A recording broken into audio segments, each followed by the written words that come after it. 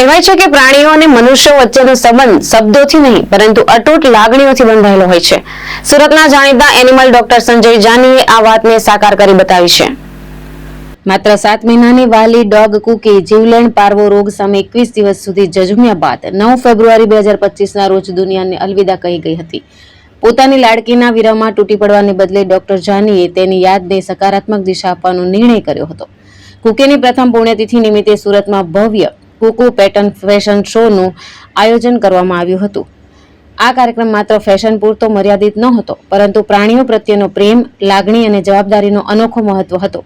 Fashion શોમાં સુરતના અનેક પેટ લવર્સ પોતાના પાલતુ પ્રાણીઓ સાથે જોડાયા હતા. અહીં પેટ્સની શિસ્ત, માલિક સાથેનો તાલમેલ અને પ્રેઝન્ટેશનના આધારે મૂલ્યાંકન કરવામાં આવ્યું હતું. શ્રેષ્ઠ પ્રદર્શન કરનાર પેટ્સને આકર્ષક ટ્રોફીથી સન્માનિત કરવામાં આવ્યા હતા. આ પ્રસંગે તમામ ભાગ લેનારા પેટ્સને કપડાં અને ફૂડ પેકેટ્સનું મફત વિતરણ પણ કરવામાં આવ્યું હતું. મારું નામ છે સંજય જાની. આજે અમે એક ડોગ શો રાખેલો છે, જેમાં 1 વર્ષ પહેલા આજે જે મારું જે ડોગ ડેથ થયેલું એમના નિમિત્તે ડોગ શો રાખેલો છે. તો એમની અંદર અમે બધા જ ડોગને જે ખાવાનું ફૂડ છે, કપડાં છે, ટ્રીટ્સ છે, તો અલગ અલગ વેરાયટી બધું અમે એ લોકોને આપવાના છે. અને બહુ બધી ગેમ્સ પણ આજે રાખેલી છે. અને જે લોકો પાર્ટિસિપેન્ટ્સ કરવાના છે એમના માટે અમે અલગ અલગ ટ્રોફીનું પણ આયોજન આજે અમે કરેલું છે.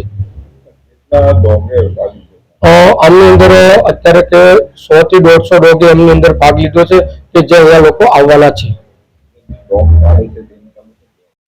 ડોગ પાલે છે એના માટે અવેરનેસ છે કે અમે આપીએ છીએ કે ભાઈ તમારા પેટને સારી રીતે સાચવો અને એમને વ્યવસ્થિત ડિસિપ્લિન્સમાં રહે, અથવા તો તમારો ડોગ વ્યવસ્થિત ક્લીન રહે, એના માટે અમે પેટ પેરેન્ટ્સને પાઠવીએ છીએ.